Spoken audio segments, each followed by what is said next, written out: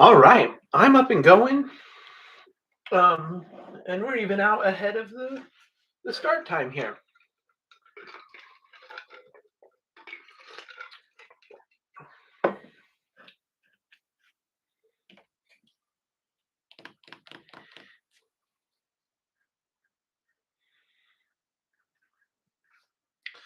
Yeah, website's up to date. Ready to go.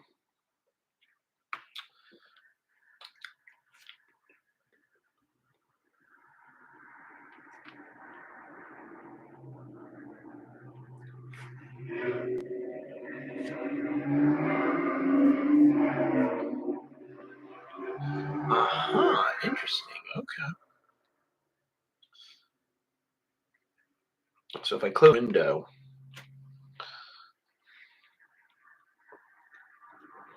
that says I'm sharing the screen, it stops the screen share. So that window must itself be the thing that's sharing the screen or something. That's interesting.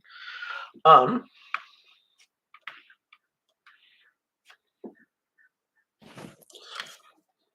Howdy.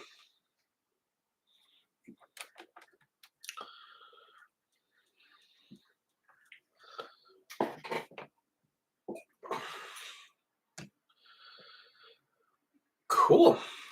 It is Wednesday, December 10th. We're a couple weeks out, a week out from winter break.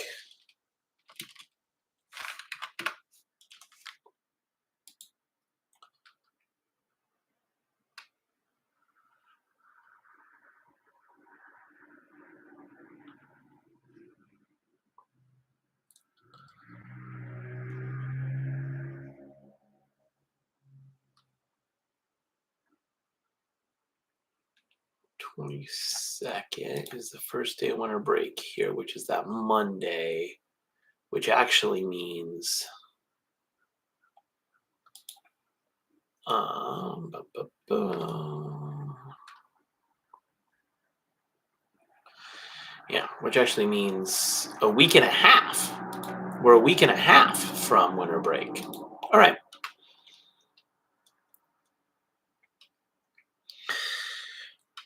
Well, we can get started a little bit early, I think.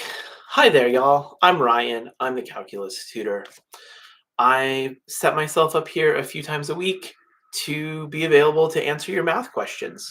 Um, you can send your math questions in and I'll answer them here live. You don't have to watch it live though. These are available as VODs that you can watch. The notes where I'll do all the work are available to you asynchronously for you to browse around in and see the work we did. Um, yeah.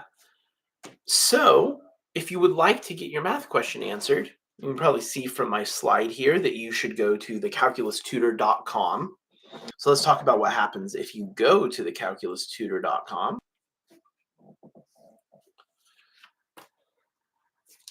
It'll take it a second for the screen share to switch over. There we go.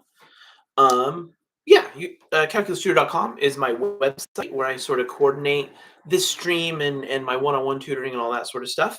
You can see it says that I'm live now. That seems to be true. Scroll down, you can see the little streaming section, little streaming box here. You can watch the stream here, and right here is a submit a question button. So you click that. You can also see here the notes, what I had sort of around me before I went to the website was the notes. So you can click that and go straight to those notes so you can browse around without having to only be focused on what I'm currently showing on my screen. But for you to submit a question, you'll click this button. It'll take you to the streaming page of my website and scroll you down to the question submission section, right? Submit math questions. And there is a question submission form right here. You can also, as you can see, email your questions to Ryan at thecalculustutor.com. If you email me, because that's just a blank canvas, right? Here's some things to keep in mind for what to include in your message. And we'll actually go through those because we're going to talk about this form. So if you click, it will take you to my math question form. Now, before you see it, it may ask you to sign into a Google account. I allow you people to submit pictures on this form, so you can submit images of the math problems you would like help with. That seems like it's just really easy and convenient. The trade-off there, though, is that Google, uh, oftentimes you can set up Google Forms so people can be more or less submit them anonymously. Um, if people are submitting files, you can't do that. So because I'm accepting files, I have to or people have to be logged into a Google account to access the form. So that's the trade-off there. If you don't have a Google account that you want to use, or if you try to use your school Google account and it says you can't access it because I'm not within your school Google network, feel free to just email me. Again, it's Ryan at thecalculustutor.com. Um, and everything I ask for in the form would be a good idea for you to include in your email. So I'm going to go through that right now. So yeah, you'll check that box and say, yes, this is my email address. I know it's being recorded. With this file submission or with this form submission. So first thing, just tell me who you are really quick, what name you'd prefer I use when I'm answering a question. So I can be like, oh, this question was submitted by such and such. And yeah, because I'll sort of talk to you as I'm answering your question, even if you're not in the chat or anything. Um, but yeah, whatever name you prefer I use, it doesn't have to be your real name. This would also be a fine place for you to include pronouns if you care. Otherwise, I'll probably just use they. Where did the question come from? My thinking here is this will be like the teacher in the class where this math problem came from. So like uh, Mr. Anderson's Algebra 1, McSmith's calculus, whatever, right? Teacher in class is what I'm thinking. If it's not from a class, if it's not a math problem from class, just very briefly tell me where this problem popped up for you. Um, this is mostly for organizational and just give me a tiny bit of context. Um, but it just seems like a really simple but good bit of information to collect along with the problems that people are sending in. And then, what is your question? Now, keep in mind, you don't need to retype the entire math problem here.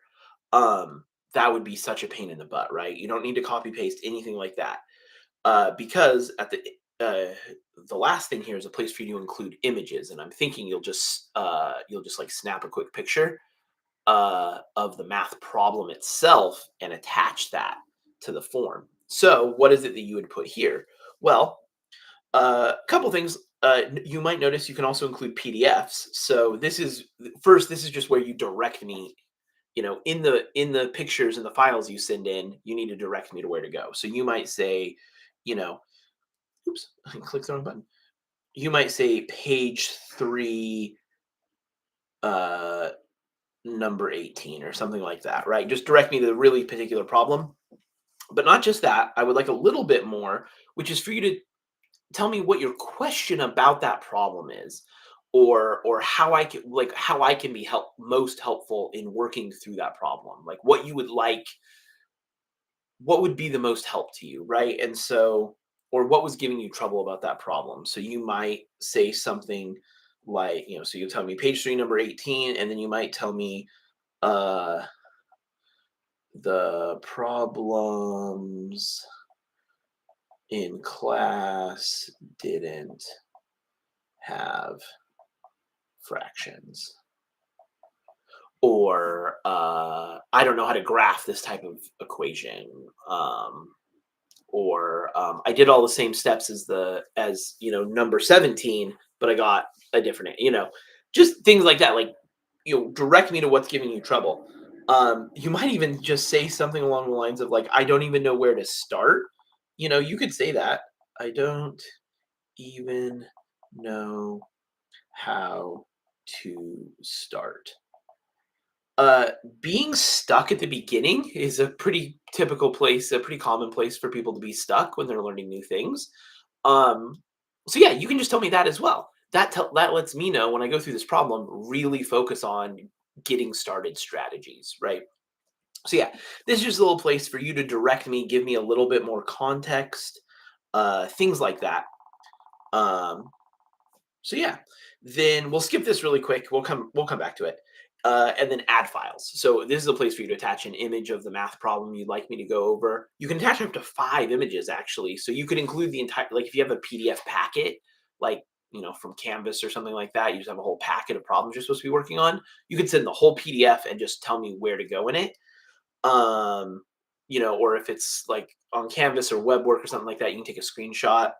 If it's in an actual physical textbook or a physical worksheet, feel free to just take a picture of the whole textbook page or workbook page, or I mean worksheet page, and send that in and just tell me where to go. The key with the pictures is to be clear and complete. So clear just means I can read the text. It's not too blurry, too dark, too blown out. It doesn't have to be perfect. I can decipher a lot. Um, but do your best. Because if it's completely illegible, I just won't be able to help you. But I'll do my best. And then complete means make sure you don't accidentally crop out part of the problem. But more than that, it means make sure the instructions are also included, right? Oftentimes problems, uh, especially worksheet or textbook problems, have a whole separate block of instructions that are for a whole bunch of problems. So if you take a zoomed in picture of just that problem, or the problems on like the back side, but the instructions are on the front side. Regardless, make sure the instructions are also included either in the image you submit, or take a second picture of the instructions and also include that. In addition, make sure you include any diagrams or figures or charts, including blank ones, right? If you, like, your teacher gave you a blank table that you're supposed to fill out as part of the problem, or a blank coordinate axis and you're supposed to graph something as part of the problem, if you send those blank things in, that's what I'll use in my notes as I'm working through the problem, so that the notes I'm making um, are a direct representation of the work that you're trying to do, right? So that way you don't have to do any translation between, oh well, Ryan had this really nice looking coordinate axis and I have this janky one. No, send me your janky one and I will also do it on the janky one. And I think that'll help you. That there'll be the fewer things that are different between what I'm doing and what you're doing. I think the more clear it'll be. So yeah, that's what the images are for. The only other thing you might include as an image, because you can include up to 5, is a picture of your own work related to that problem. So if you if you actually already did some work on that specific problem, maybe you got stuck partway through, or you did the whole problem, but the answer you got in the end was incorrect, and you're not sure why, how you got to that incorrect answer. Um, Send me that. That would be great. But if you've done a similar problem, right, you're asking me about number 18, but you did number 17, send me your work on number 17. Or if you did a practice problem in class that's similar, or took notes about these concepts, just one additional picture of your own work related to the problem, if you have it, can actually help me quite a bit in figuring out how best to address the problem and the question you're submitting. Um, Not required. My promise to you though is that if you send me a picture of your work, I won't show it on stream. Um, as you can imagine, unless of course you check this box. But that box is there for people that have a very specific type of question and have a very specific type of help they want, which is they want me to sort of go line by line through their work on a complicated problem and sort of critique it and tell them where, oh, it would be more efficient or better to do this, or like it's not really clear what you're doing here. How could you make that more clear? Right. So for like upper level math classes, the problems start to get involved enough and require enough work that it in some ways it's almost like going through an essay or something, right? Um, and and for some students, the the most helpful thing would be to have me go line by line through their actual work. Um, so I just needed to give people a way to opt out, or rather opt in to having their work shared on stream. But by default and by and large, and if you send a picture of your own work in via email, my assumption is you don't want it to appear on stream.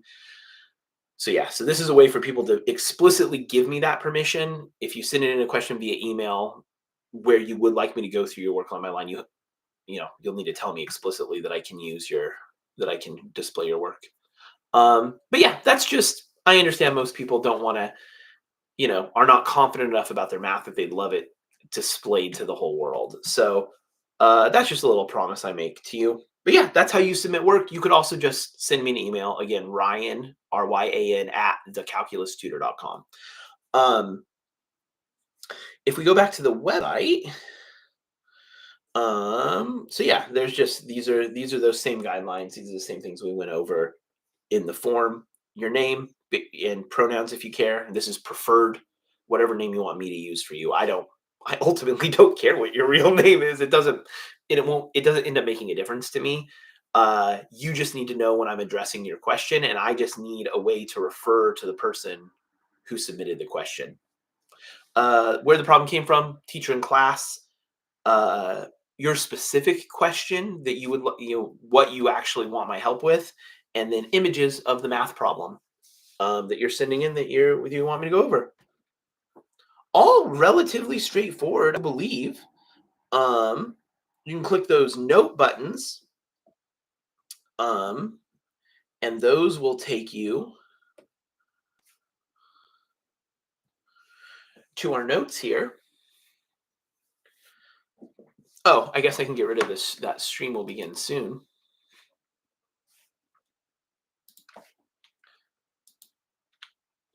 There we go. Stream has started, as a matter of fact. Um, and yeah, the notes buttons are on the website. You'll find them in a few different places. They just take you to this notes file. Um, right now, this goes back. You can see it goes back to October 20th. Right now, I'm just using a single notes file until it gets too full. Once I start to get regular question submissions, and I really need to start worrying about. Oh, you couldn't see me scrolling around. Right? So here, yeah. So here's the notes. If you go to that button, you can just scroll around to your heart's content. You can't you can't write in here. You can't move stuff around. You can't like move pieces around, but you can move yourself around and you can navigate to any day and any section, and I think that's really useful for interacting with this asynchronously or even synchronously, right? I may have moved on to another step, but you have a question about the previous step.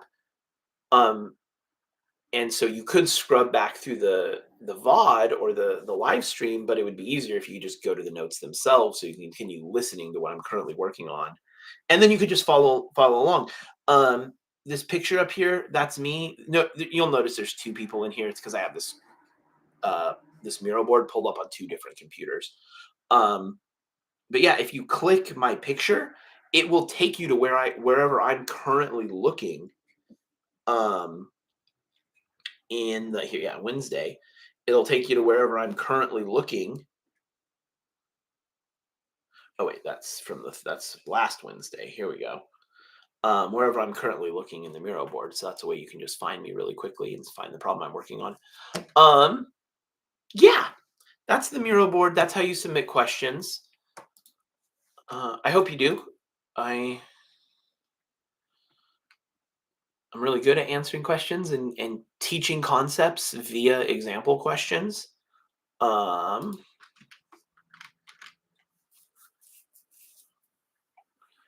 and yeah, I just thought, it would be nice to have a free service out there where people could just get their math questions answered. Um, I just need to let more people know about it. I'm gonna once winter term begins, um, I'm gonna go and put up advertisements on the U of O campus and the LCC campus, I believe, and probably at the public library. Um,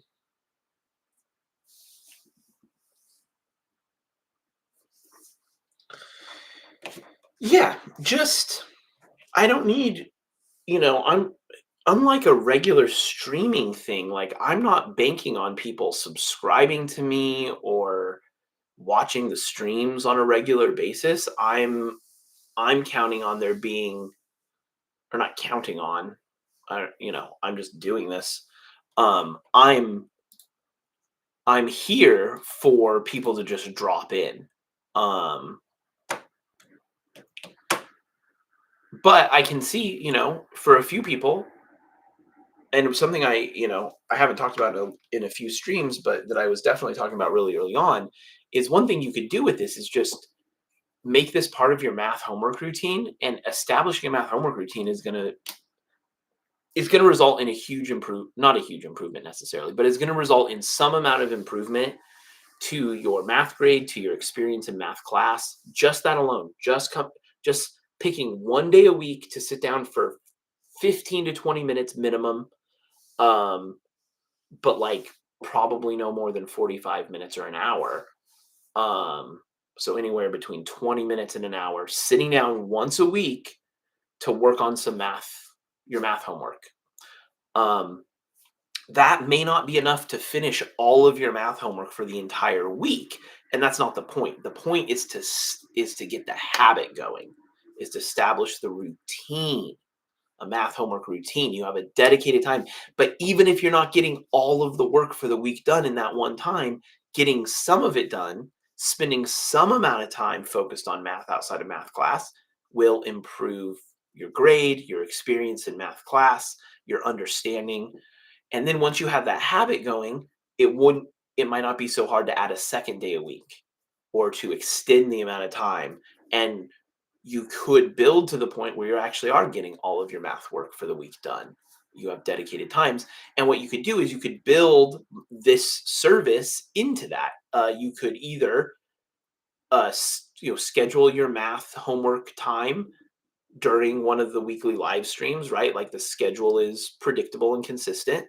Or you can just know that as you're working through your math, if you come across any things that you're not sure about, you can send them in to me, and then I will, in my next live stream, address that question. You can either watch it live or just afterwards at some point find the VOD, go to the notes, and then uh, and get your question answered. And so when you're sitting down to do your math homework, you never need to get stuck and frustrated.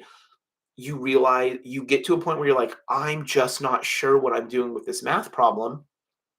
And so the way you allow yourself to move on, the way you sort of check that problem off for the moment is to submit it to me. That is you uh, getting the problem to a stage, and then now you've sort of offloaded it, you've delegated it in a way to me, and then you're going to check back and follow up. And just that alone, I promise you, just that alone will result in some amount of improvement for you in terms of your grade or your experience, whatever. Um, so yeah, that's a way you can interact with this. Um,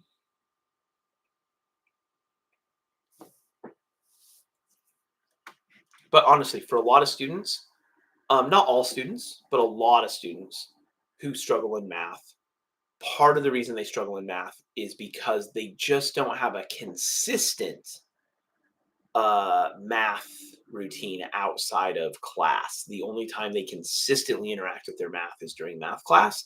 And then they just try to sort of find time to work on math homework in between in between classes. Um, which means oftentimes they don't, or they can't focus on it for very long. Um, so if you can establish that consistency, that actually ends up helping. Um, and honestly, that's one of the biggest reasons tutoring helps. Um, like students who, families will reach out to me, and I'll be brought on and hired to work one on one with a student. But what happens when you do that is, because you're meeting with me, those students are meeting with me once or twice a week for an hour typically. That means they have an hour once a week where they're focused on math. They just, by working with me, they get a math routine. That's just like a side effect, a necessary side effect. And it's really that math routine that does the most for them. And then I amplify the effectiveness of it by being a source of, math help, math support during that routine. And that's what I'm trying to do with this, is make it's you that has to commit to the math routine, right? That's not anything I can do for you, and it's not even a thing I do for my students that I meet with one on one. I'm not creating the math routine for them. They are creating that by agreeing to meet with me. It's nice to have this, like, the accountability brought on by interacting with another person, because I'm also there. They're sort of accountable to me a little bit, but like, it's still on them, and it's still completely up to them to create and maintain and keep going with that math routine, right? And then by being there, I amplify the effectiveness of that math routine. And that's what I'm doing here. I can do that for, I realized that I can do that for lots of people. I don't, we don't have to be in person. And in fact, I don't tutor in person anymore. Even my one-on-one students, I meet with in this kind of same way. We're doing a Zoom call instead of a live stream. So I can also see them, though often most of my students keep their camera off. Um, but I can hear them, but really it's the fact that once a week they're meeting with me. Once a week, they know they're going to have time where they work on their math and make progress on their math. Um, and they know I'm going to be there during it. So a lot of times, especially as students get older and start really getting into the math routine, they have questions already ready for me. They already know when as we're beginning our session each week, what they want to talk about.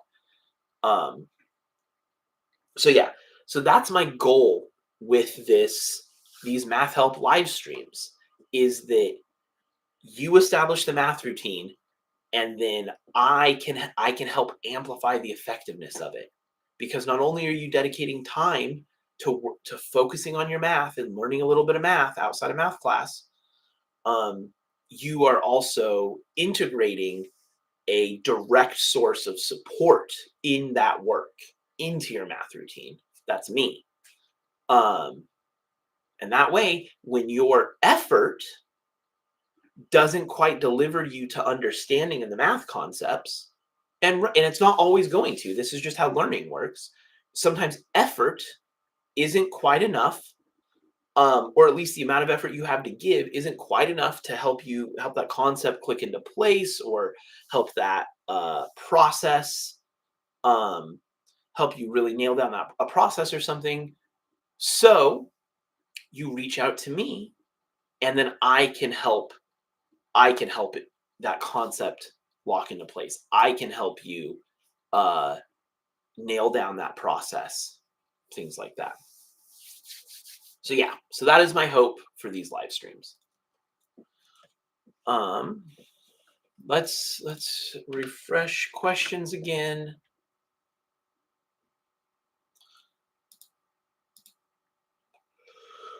Okay. So one of the things, okay, well, so I'm trying to, I right now, my schedule for these streams is Sundays 11 a.m. to 1 p.m. Pacific Standard Time. All of my times are in PST because I'm on the West Coast. Um, so my schedule is Sundays 11 a.m. to 1 p.m. I call that my Sunday chill stream, right? It's just Sunday, sort of late morning into early afternoon. We're just sort of chilling, getting some math work done. Um, Kind of early on the Sunday is my hope. So you're not waiting until the very last minute. And then I stream Tuesdays, 9 p.m. to 10:30 p.m. That's my Tuesday late stream.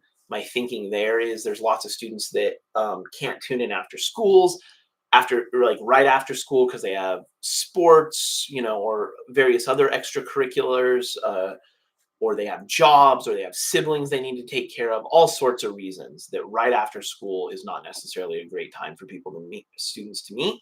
But I know, especially older students, uh, who don't even get a chance to get to their homework until 8:30, 9 p.m. Um, and so a late stream seemed appropriate. Um, and when I first started it, my personal sort of schedule was such that that actually wasn't very late to me. That was still somewhat early in my day. My sleep schedule has sort of reverted back to a more typical sleep schedule. Um, and so that late stream has actually started feeling kind of late to me, but I think it's still good to offer. And then we have the Wednesday. This is the true after school stream. In my district, school on Wednesdays lets out at 2 p.m. It's early release day. Um, and so this starts at 3:30. That gives students some time after school to, do whatever they need to do and hopefully get set up to interact with us. So this is my actual after school stream. I have a late night stream and then I have a weekend stream. Um, so yeah, that's when I will be live actually answering the questions. But remember, you can submit a question anytime and I'll just answer it. I'll just address it on the next stream, but then you don't have to tune in live to see it because the recording of this, the VOD, will be available. And when I get real submitted questions, I clip those out as well. So there'll also be a clip. And while things are slow, at least, as this is gaining traction, so I'm not well to date, I haven't actually received a question yet. So um, I've brought in questions that like my one-on-one students have like emailed me in between sessions. I've used those sometimes, but I haven't actually gotten a question submission for this service. Somebody I know is going to tune in and would like a response. Um, Once I start getting those, I will actually clip out my responses to those, and that way. And because you're either going to email me your question or send it in the form, and I'm still going to get your email address, I will email you back a link to the clip out of me answering your question, and a link to the spot because I can link to specific places in the Miro board. I will link to the place in the Miro board in the notes where I answered your question. Um, so like you can get the benefit of all of this service without ever actually interacting with the live stream live at all, which I think is really cool and really powerful. Yeah, so that's what we're up to.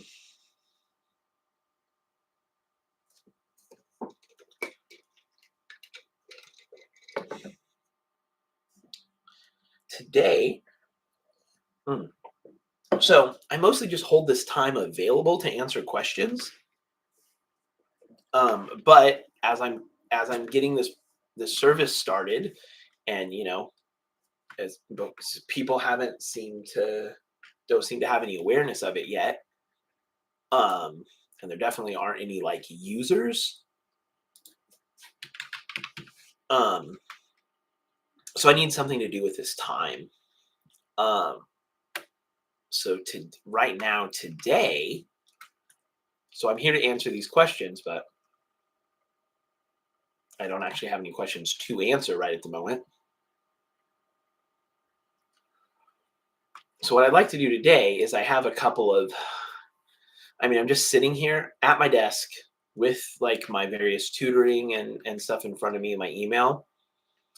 So Lane ESD, which is Lane Education Service District, which I mistakenly thought was the county school district, and it seems it's not that. It's just a layer of bureaucracy that Oregon set up. Like Education Service District it is precisely what it is. It is a layer of bureaucracy that serves various school districts. Um, and so there are various like city school districts, not to mention the county school districts that probably exist. Um, and then Lane Education Service District uh, serves 4J, Springfield Public Schools, Bethel. It serves them. It provides resources and things for them. It's like a layer of bureaucracy. Uh, that said, uh, one of the services they apparently offer is funding to pay for tutoring for students. Um, I've worked with a few. I've so Lane ESD has paid me on behalf of a few college students. But and they recently they paid me. They like paid me up front to for tutoring with a student that I haven't been able to get a hold of. So I need to email them and just tell them, like, you paid me this money, but the student never used it. Do you want me to hold on to it for the next student? Because that's happened before. They paid me, and then the student that I was working with, there was like an hour and a half's or 2 hours worth of money left. That we just didn't end up we didn't end up needing. And they just had me use it for this other student, which totally makes sense, and I'm totally here for. Um,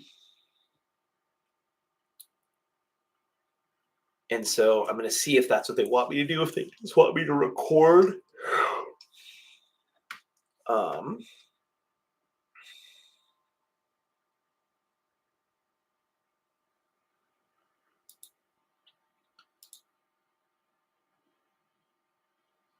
just as calculus tutoring. Okay.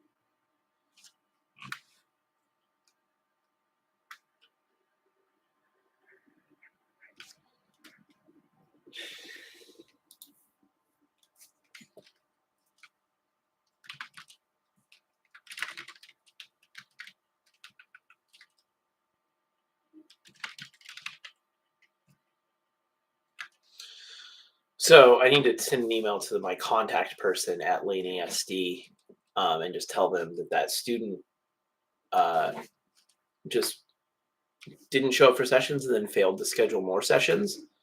And so I just haven't been able to meet with them, but still have the money. Hopefully, they don't want me to send it back.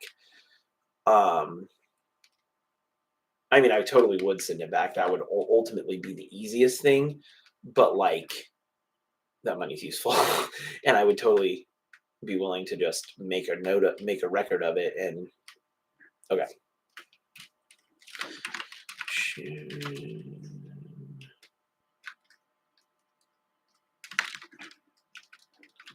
Unused.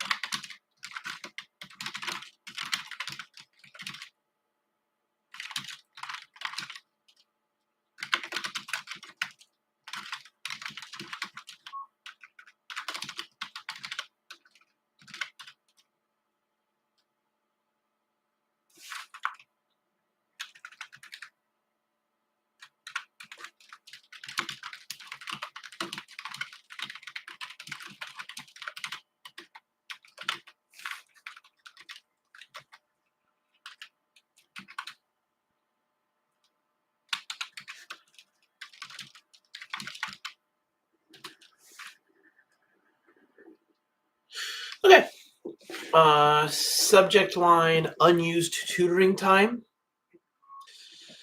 Hi, contact person. The student met with me a couple of tutoring sessions, but then disappeared. She no-showed for a session on November 2nd, but messaged me to reschedule. She then did not respond to any messages over the next couple of weeks. November 2nd was the last time I heard from her. I apologize for waiting so long to reach out to you. I just kept assuming I'd hear back from her, and then all of a sudden it was mid-December. That leaves 10 hours of unused tutoring time that Lane ESD has paid for. Would you like me to refund the unused time? Otherwise, I will maintain the balance in my records so the time can be used by another Lane ESD scholar in the future.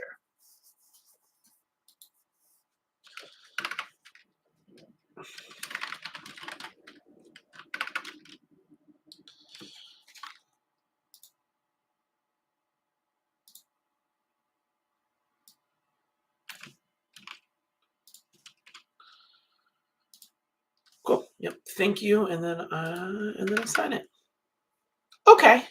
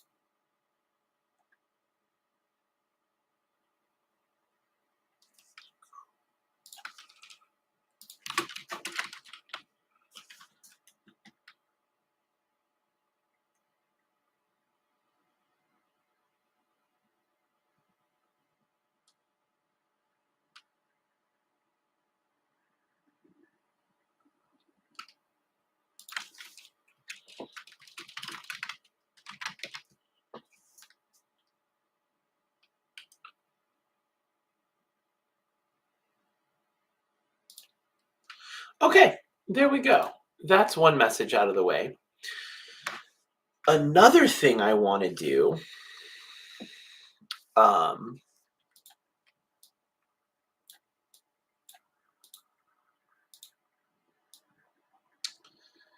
so 4J, um, in line with Governor Kotek's orders, um, is preparing to institute a phone ban, uh, PED, personal electronic device ban, um, when students come back from winter break. So in January, whatever the first day back in January is, second, third, something like that. Um,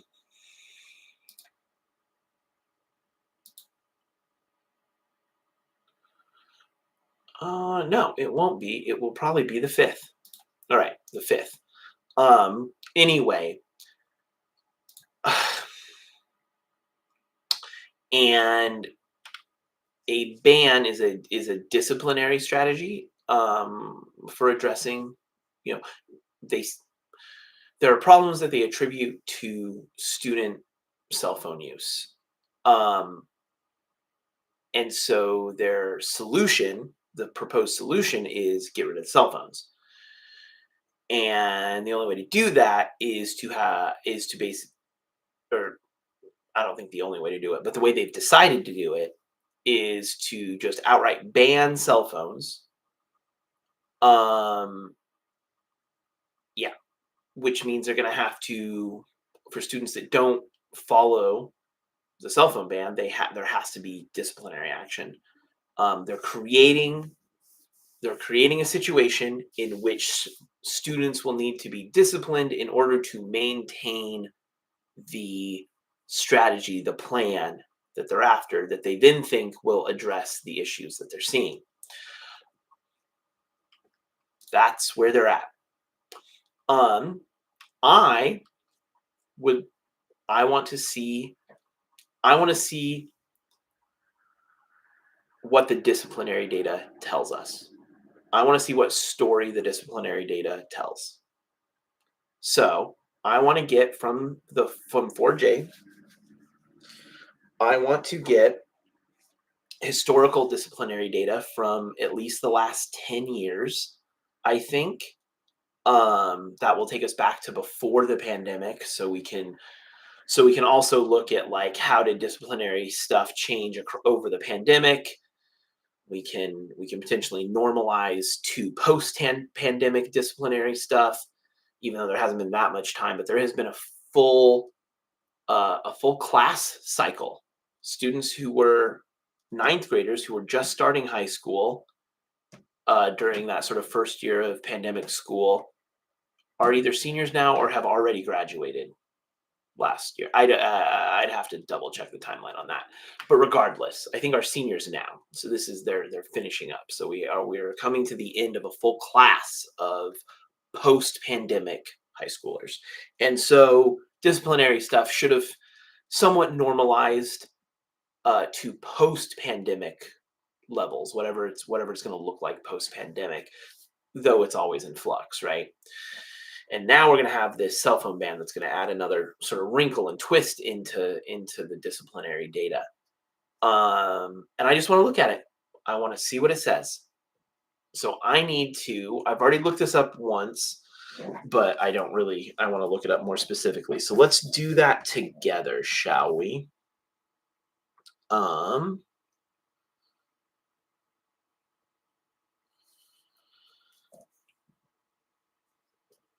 So here's how I'm going to find the web page, on this computer and then send it to my tablet because it's easier to navigate here. 4J data request. Public records request is probably okay. Well, that was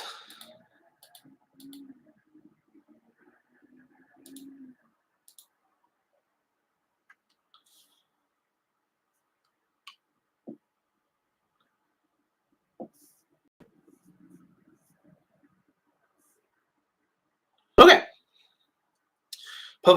Public records request as a public agency. Eugene 4J is committed to its obligation to make records available to the public as required by state law. The district will make available any public record unless it is exempt from public disclosure under state or federal law. Please read the information below to learn about making a request. If you're seeking student records or transcripts, do not use the public records request. Okay, yeah, that's fine. Making a request. Public records requests should be in writing. Oh, you can't see this. I just realized. I'm so sorry, y'all. I forget that it does this. When I switch the screen thing that I'm screen sharing, I have to go back to the stream itself to get it to fully pop in, or else it shows you a black screen. Okay, here we go. Making a request. Public records requests should be in writing and submitted to the Public Records Office. 4J has prepared an online request form that you may use, but it is not required. Please be as specific as possible, and if you are unsure what records exist, feel free to call or email to discuss the questions you are trying to answer. If you choose not to use the electronic request form, please be sure to include the following information. This is actually a lot like my form. They gave you a form, but then they're like, you can just email us too if you want. But if you email us, you're going to need to include all the same stuff that we're asking for in the form. That's really funny. I feel your pain. Okay, so there's some things that they're asking for that are probably also requested in the form. They want name and contact information. So that's my email address, phone number, mailing address. I can give them that. Date of request. That's fine. Detailed description of the records being requested. Okay. So I have to figure out what records I'm requesting, and then preferred format for receiving the record: paper copy, electronic, or on-site inspection. Fascinating. I just need electronic. I really just need the raw data, and then I'll process it. Um, okay. Here you can do the form, email, or US mail processing it. Most requests are completed within 15 business days of receiving the request or sooner. If the request cannot be completed within 15 business days, the district will provide a written statement with the reason. Okay, that's fine. As permitted by law, district charges for its actual cost of making records available. Costs are based on staff time, hourly rate, plus benefits, and on a per page basis. For photocopies, that's fine. I don't need photocopies. Because 4J tries to provide the public with records at no cost when possible, it will waive the fee for requests that can be fulfilled within 30 minutes or less of staff time. Awesome. As to any other records, we will provide you with an estimate of the total costs and require prepayment of the fee prior to beginning work. You will never be billed more than our actual cost in producing a record. Okay. Fine. Okay, fee schedule. Jesus. Okay. So this could end up costing me like a couple $100, which is annoying, but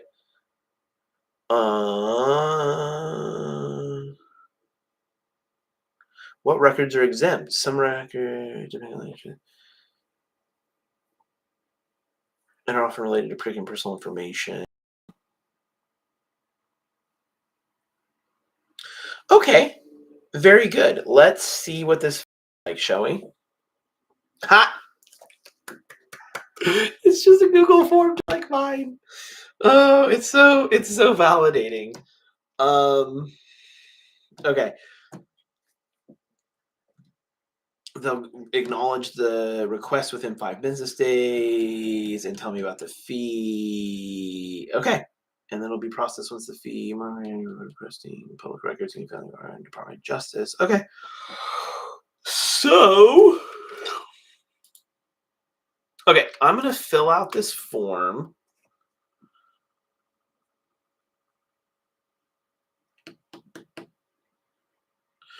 Okay. So I'm going to fill out this form on my other computer. One, because you all don't need to see all my information and stuff. But then I do need to compile.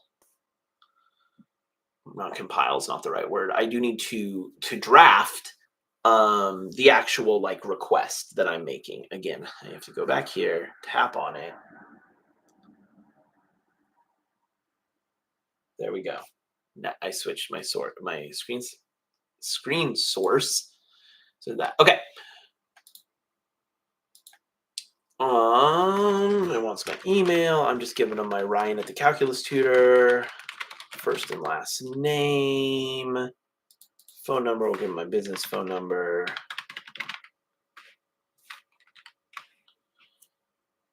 Mailing address. That's fine.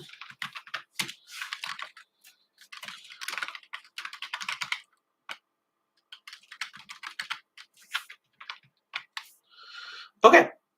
Please describe the public records you're requesting. Being as specific as possible may help decrease the time it takes to fulfill your records. Okay. So here's that. Here's this.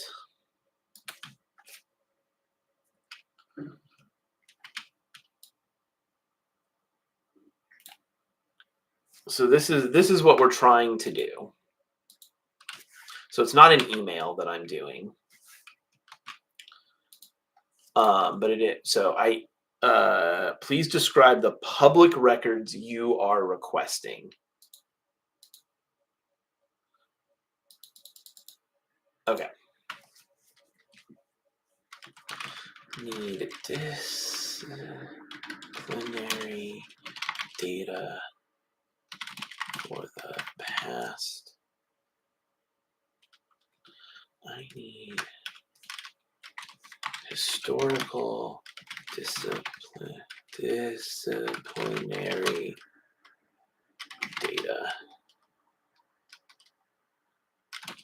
10 years would be sufficient. the past 10 years.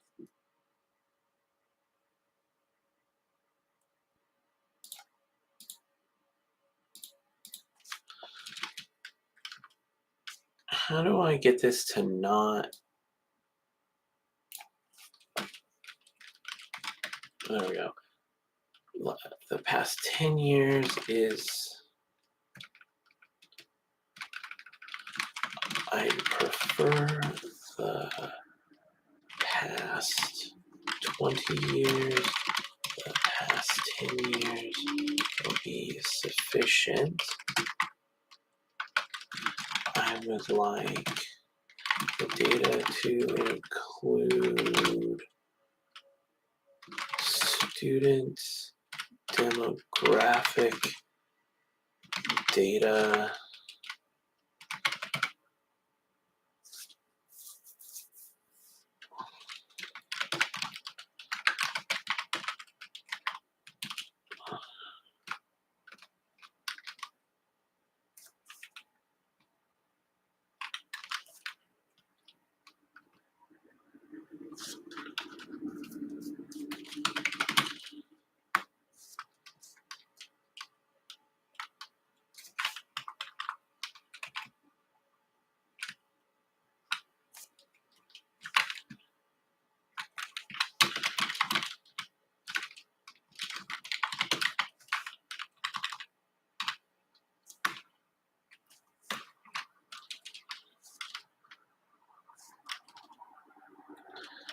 student demographic data connected to disciplinary decisions and outcomes.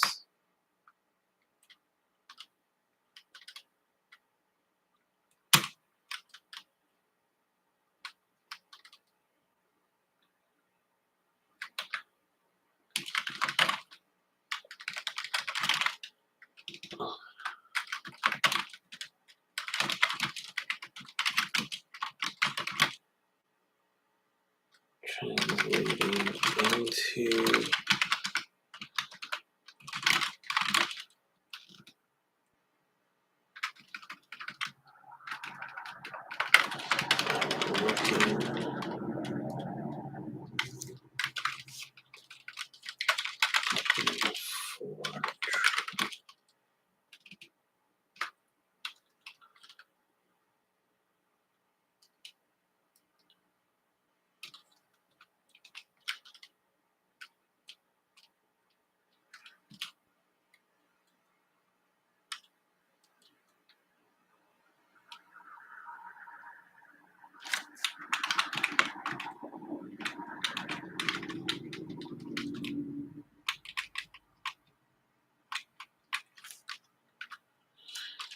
data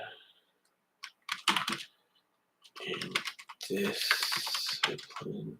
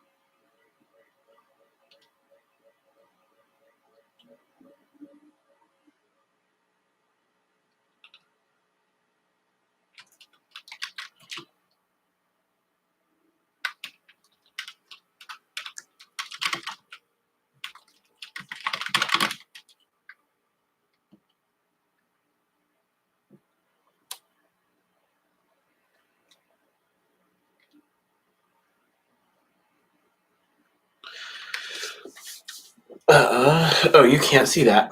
There you go. I need historical data. I need historical disciplinary data for the district. I'd prefer the past 20 years, but the past 10 years will be sufficient.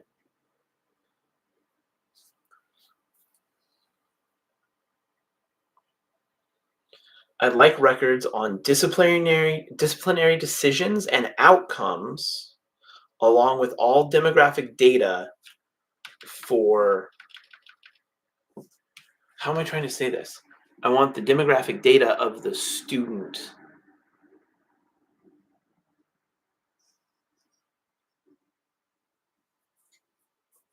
With like records on disciplinary decisions and outcomes, along with all of the demographic data for the students. I'm trying to one, just in terms of like research, I'm trying to maintain some neutrality within myself, but I'm also trying to maintain neutrality in my language as I'm asking for this, right? Like disciplinary decisions and outcomes are things that exists. Demographic data is data that exists um, for the for those students. Boom.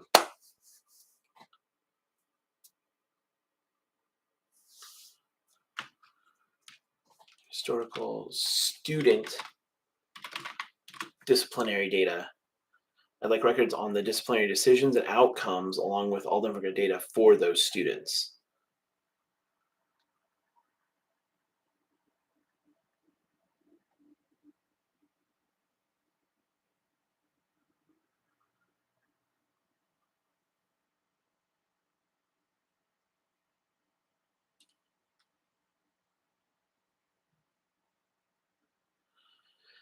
I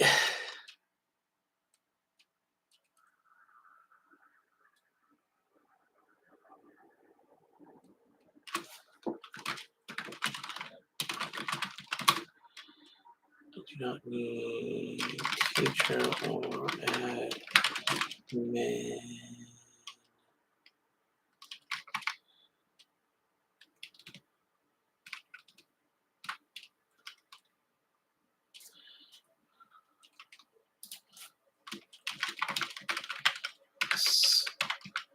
Specific disciplinary decisions and outcome.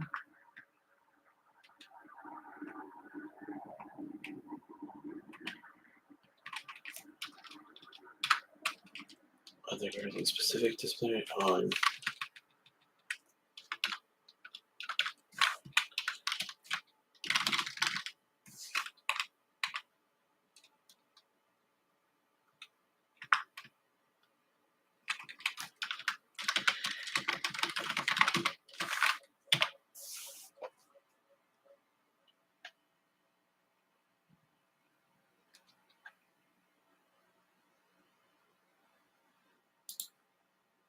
Okay. I think I'm happy with that.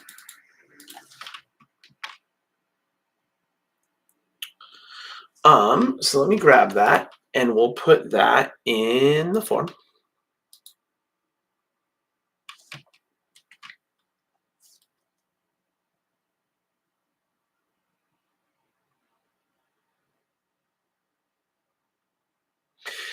And then what's going to happen? So I'm requesting this historical data, and this is our base, right? And then a month, you know, so sometime in February, in early to mid February, I'll make another request for the first, month of disciplinary data.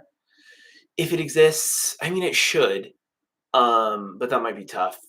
And so this is going to be sort of a longer process, and then 3 months, 6 months, a year in, I'll also want to look. Um,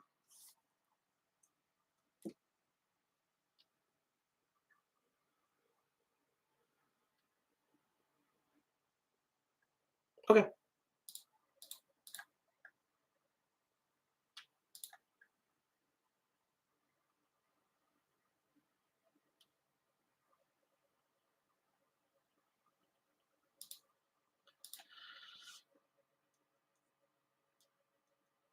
I charge fees for the cost of looking and reviewing. CS may cost 60 or see with fees.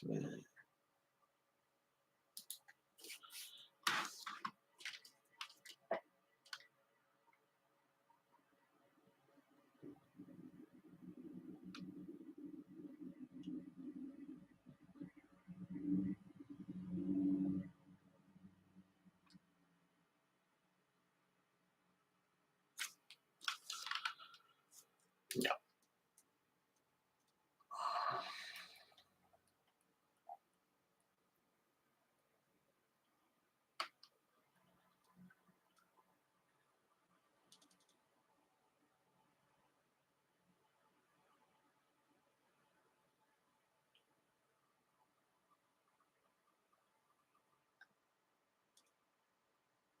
Okay. Yeah. They also ask if I'm a member of the media, which I'm not, and if I'm requesting a fee waiver, which I thought about, yes. But then they say, if yes, please explain why making the records available with a waiver benefits the general public. And like, I could explain that like partially I'm going to use it as like real world data to analyze and teach math, and also it's sort of a, you know, watching it's just a watching how disciplinary decisions change with the new disciplinary requirements created by the phone ban. Um, but I decided not to. I'll if they want to charge me a fee, I'll pay the fee. I just want this to be very normal, very general. I'm requesting data that exists. The data exists. They're collecting it. So for reasons such as this, so people can look at it and analyze it and try to make decisions. Okay.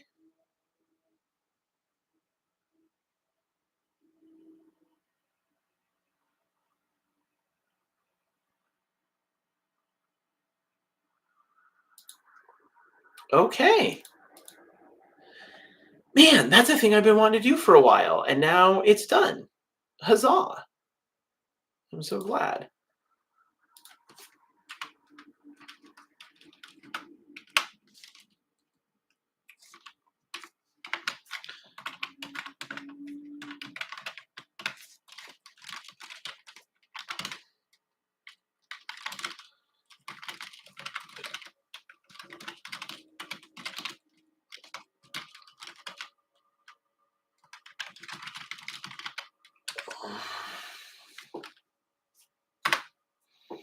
Well, that's a thing I've been wanting to get to for a while, so it's nice to have that done.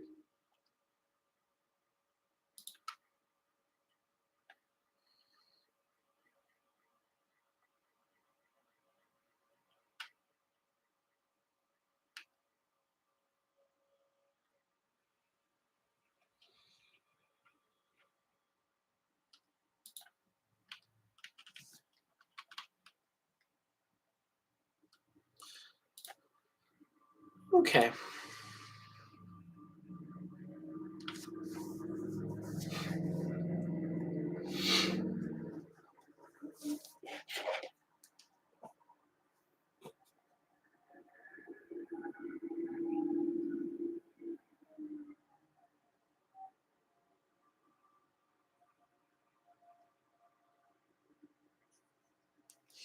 Oh man, y'all.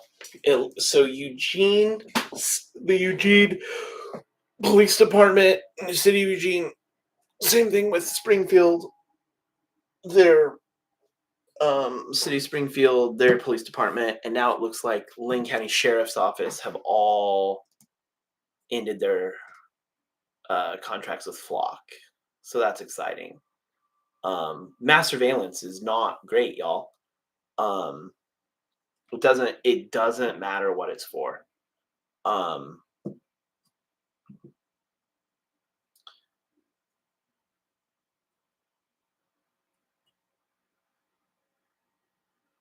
we it's similar to, when I was talking about like the all authority is illegitimate, right? Like there is no legitimate reason for tracking everybody all the time. It's just a bid for power. It's somebody has to control that data. the fact that the data exists gives people weird amounts of control that we can't even fully like comprehend. Um, and can't even like there's things they could do with it that we haven't thought of yet, type of thing, right? It's just a bad idea. Um, and it's lazy. It's mostly what it is, or not mostly, but that's a big part of it. It's a lazy way to get a feeling of security without ever actually gaining necessarily more security. Um, Maybe one day we'll have, uh, you know, we'll have set ourselves up with a system.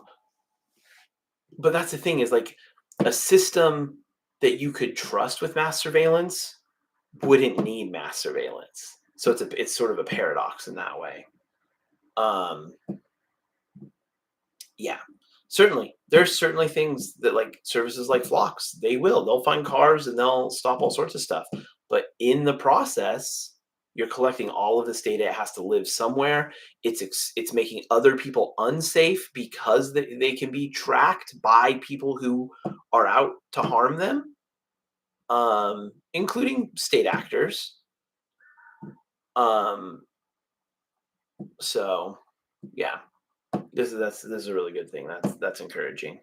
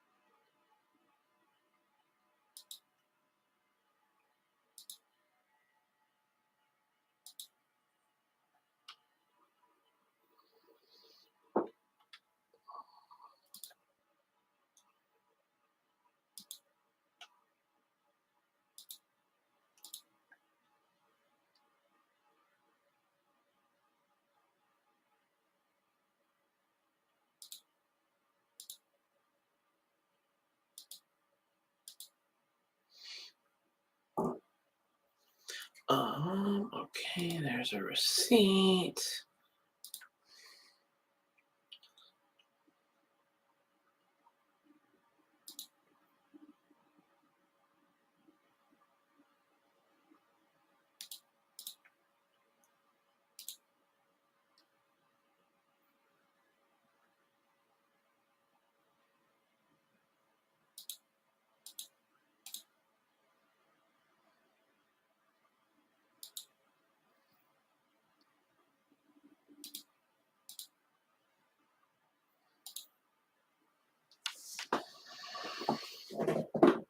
Okay.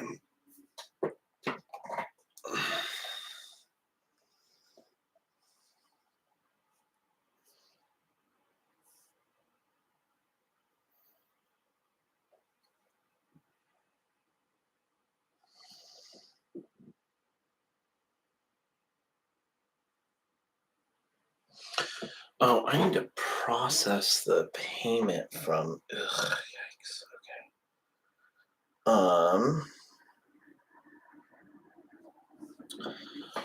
Process the pay. Well, okay. I'll wait till I hear back from them.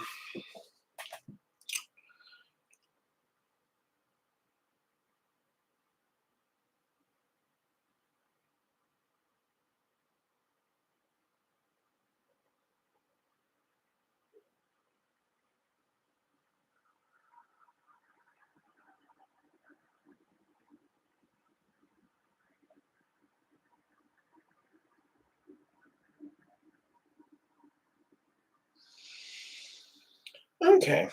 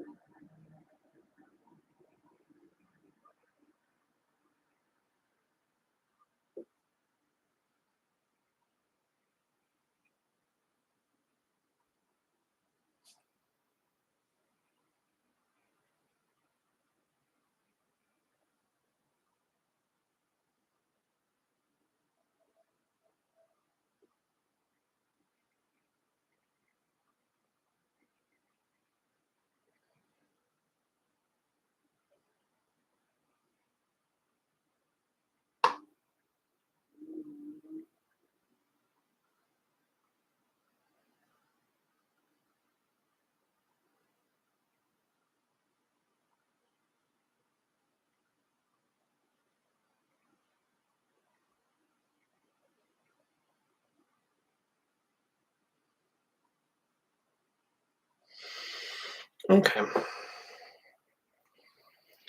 I also have for cash flow purposes, I have a couple bills that I switched to my credit card just so they can just so we don't have to worry about what account money is in. It will just pull out of there and then we can just transfer money from wherever the money currently is into that. It's and yeah, I just realized and I just get so worried that I'm gonna forget about it. But that's the whole point of me doing it is it allows me to not have to be just so on top of every little bill and every little dollar that comes out of the account. And so I just need to accept that the whole point of me doing that was to ease up some of that time. And even if I do forget for a couple of days, um, I just essentially what I don't want to have happen is I don't want to go too long and have it charge interest, right? Because the whole point was just for cash flow purposes. I don't want to have to like pay extra just because I use the credit card to pay it instead of a debit card. Um, so okay, something to keep in mind, but I have reminders set, so I think it's fine. Um, it's just such a no-no, a no-no, Um, don't pay your bills with credit cards. Don't pay your bills with credit cards. That said, you can use a credit card to pay your bills. There's a difference there. The money exists. It's just between so my partner and I, we have a shared account, and then we each have our own single accounts, and we're still in the process. We did one pass at one point a couple years ago where we sort of moved almost most of the bills at the time to that shared account. So we always know what account they're coming out of, and then we can sort of just focus on having money in that account. But since we've moved into this house, there's been some things have changed, and as we switched bills over, they or as we like moved to the new place and got new bills going, a lot of them got put on individual accounts again. So we need to like we need to reconsolidate. But in lieu of doing that, I just went through and said, okay, our phone bill, boom, it's charging to the credit card. Our various website domains, we have like a dozen domains. Uh, that we pay for, I think all of those bill to the credit card now because they come in at all different times and it's not like a monthly bill, it's like a yearly thing.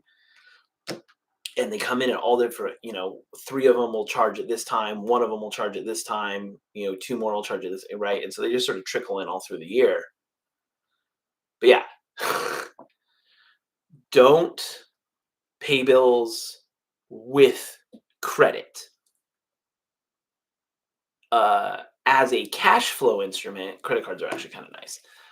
You just don't want to sit with it. You just don't sit with a balance, right? That's the thing. You got to pay the whole thing off each month. But that's what's nice about this. It takes all of my bills, all of these disparate bills, right? And they all come out of this one account, and then I can pay one bill with one transfer of money. I pay all of those bills, right? So that's the nice thing. And eventually, it won't be on the credit card. It will be in our shared account. We just need to get those. Now that we've been here a year, stuff has settled down, and now we just need to set aside the time to do that. But yeah, oh my God, look at the time, y'all. This was pretty productive on my end. Getting those emails sent. Oh my God, that's something I've been wanting to do for like weeks now. I even said in the email to the Lane ESD, my Lane ESD contact, I apologize for waiting so long to send that email. Okay. So next stream will be on Sunday. We'll be back for our Sunday chill stream. Please send questions in before then, though. You don't have to wait until Sunday to submit your questions. You can submit them right now. You can submit them anytime. Let's.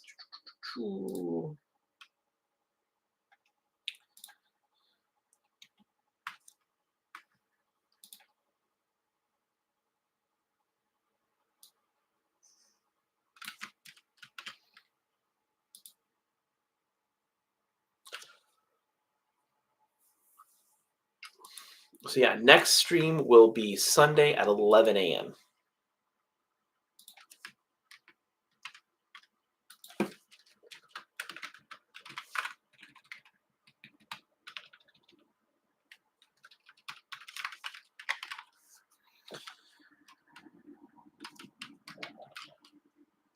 Actually, okay, we'll do this.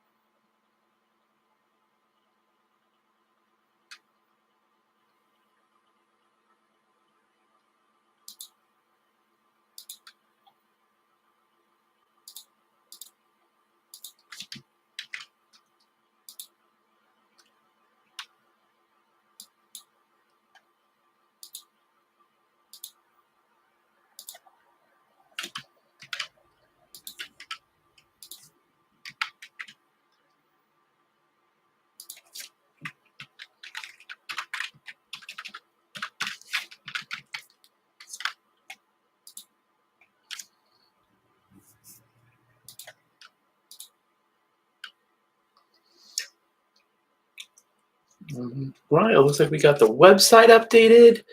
So the next live stream feed is in there and the banners are updated. Nope, they're not fully updated. Hold on a sec.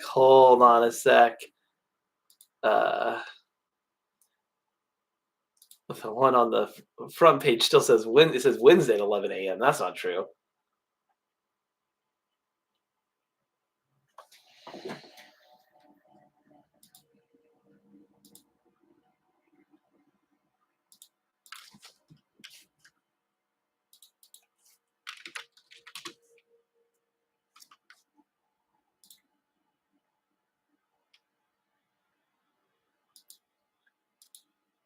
There we go. Next math help stream Sunday at 11 a.m. PST. I'm on the West Coast. There we go. Okay, we'll do that. So that has been our Wednesday stream. This is the first Wednesday stream I think I've done in a little bit actually. I canceled the one right before Thanksgiving because I wasn't. Oh, I had gone. I think I was feeling brain zappy, and it was right before Thanksgiving. I canceled the one last week because I wasn't brain zappy anymore, but I was definitely. I was like super anxious. I just couldn't sit still or concentrate. But yeah, I'm feeling a fair bit better now. Um, I still have some weird stuff in my head, but obviously I'm more able to focus. I was able to plan what I wanted to do today and then execute on it. That's a huge improvement. So yeah, that's our stream. I will be back Sunday for the Sunday chill stream. It's a 2-hour stream. We'll answer some math questions, um, and we'll get ready for the next week. Yeah, I have some plans for my setup around here. I might do that on stream. We'll see. But yeah, until then, have a great rest of your week, a good start to your weekend, and I'll see y'all in just a few days.